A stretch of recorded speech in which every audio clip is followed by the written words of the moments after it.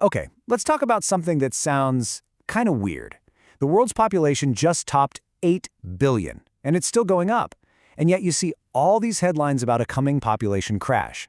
How can both of those things be true? Well, that contradiction is one of the biggest challenges we're going to face this century. Let's break down why the world might actually be, believe it or not, running out of people.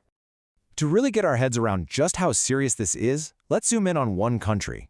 This number you're looking at, 0.8, that is the fertility rate right now in South Korea. For a country that we know for its amazing tech and K-pop, this number points to a very, very different kind of future. And when I say low, I mean it's the lowest in the entire world. A number like that isn't just a slow decline. It points to a full-on population implosion, and it makes you ask a pretty huge question. Is humanity actually dying out? To figure this out, we have to start by getting into this thing I call the population paradox.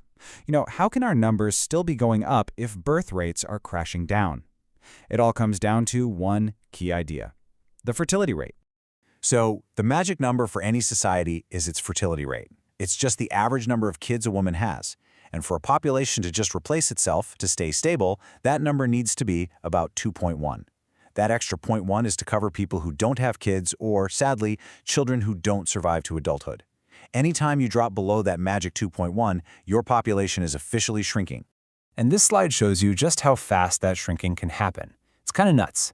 If you start with 100 people in South Korea today, at their current fertility rate, that whole generation will have about 40 kids. Okay, the next generation, they'll only have 16, and the one after that, just 6.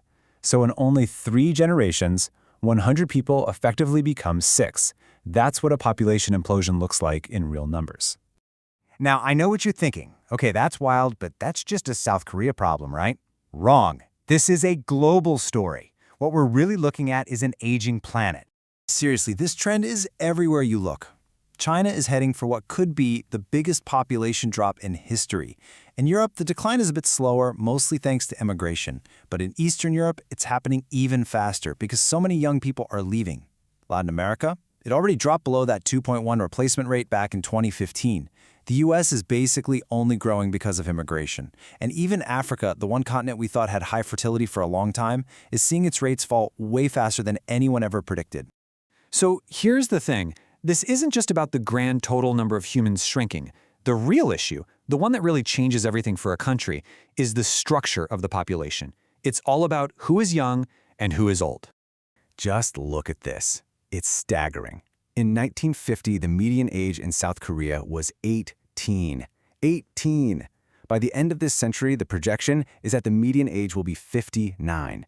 You go from a country of teenagers to a country of seniors, and that has massive, massive consequences. Which of course brings us to the real-world costs. What actually happens when a society gets this old, this fast? Well, think about it. Our modern societies are all built like a pyramid. You have a big base of young working people paying taxes, and that money supports a smaller group of older, retired people through things like pensions and healthcare. It works. But when the birth rate collapses, that pyramid flips upside down. Suddenly, you have a tidy group of young workers trying to support this huge population of seniors. The whole system just buckles under the weight. And this isn't some sci-fi future. It is happening right now. In China, over a third of the provinces already can't pay their pension bills. The country's on track to lose 200 million workers by 2050.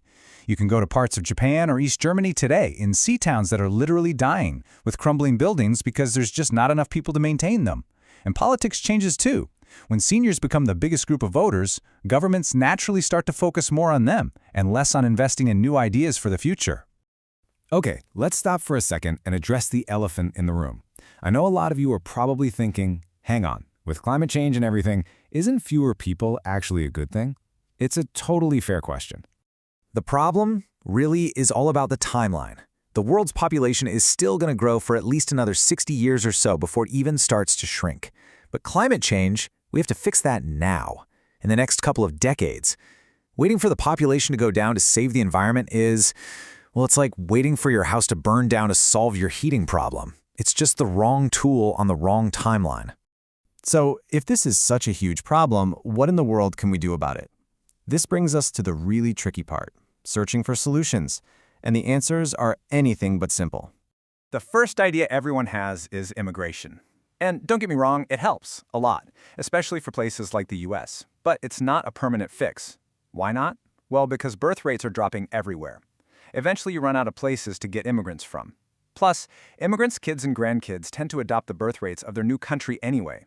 It's more of a band-aid than a cure. To find real answers, you have to understand the cause. And here's the fascinating twist in all this. In a lot of ways, this crisis is a side effect of progress. It's a good thing. When countries get wealthier, and especially when women get more freedom, more education, more opportunities, they tend to have fewer children. But, and this is probably the most important insight of this entire explainer, people aren't having fewer kids just because they don't want them. That's not it at all.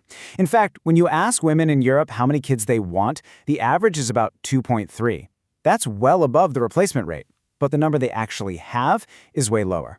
There is a huge gap between what people want and what they get. So, why the gap? Well, it's all the pressures of modern life, isn't it? The cost of just having a place to live is insane, let alone raising a kid. For many people, especially women, having a child can be a huge setback for their career. And we've kind of lost those close-knit communities, that village that used to help raise kids.